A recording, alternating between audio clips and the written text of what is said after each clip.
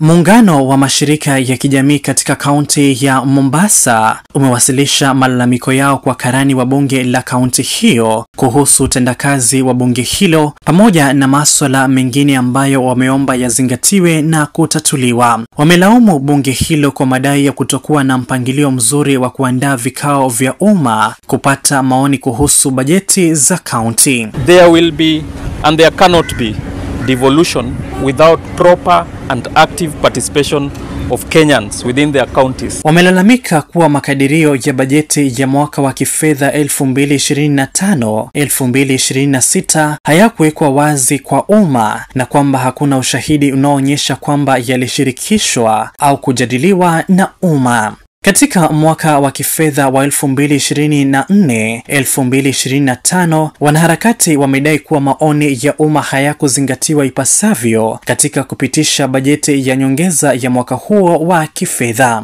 That if you look at the control of budget, we had a budget of 17 point something billion. But if you go to our website, to date, the people of Mombasa passed a budget of 15.4 billion.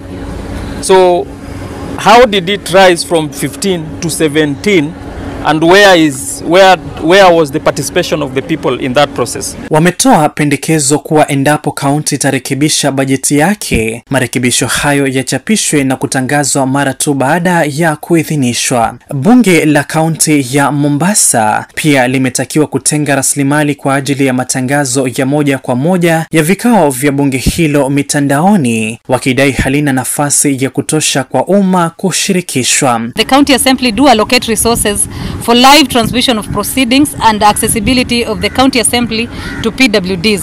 Number 6, to ensure that there is adequate resources, design and structure on civic education concerning the budget making process, which aligns with Section 100 of the County Governments Act 2012. Isitoshe, wamemtaka gavana wa kaunti hiyo Abdul Somad Sharif Nasir kutoa hotuba ya hali ya kaunti kwa kila mwaka ili kueleza miradi ya maendeleo iliyofanikishwa na inayoendelea. Our governor has never held one.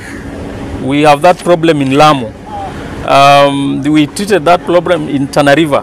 So the county government of Mombasa must put on table the report that this regime has worked on, including the monies that they have worked on, so that we have an entire report of what the county has been doing.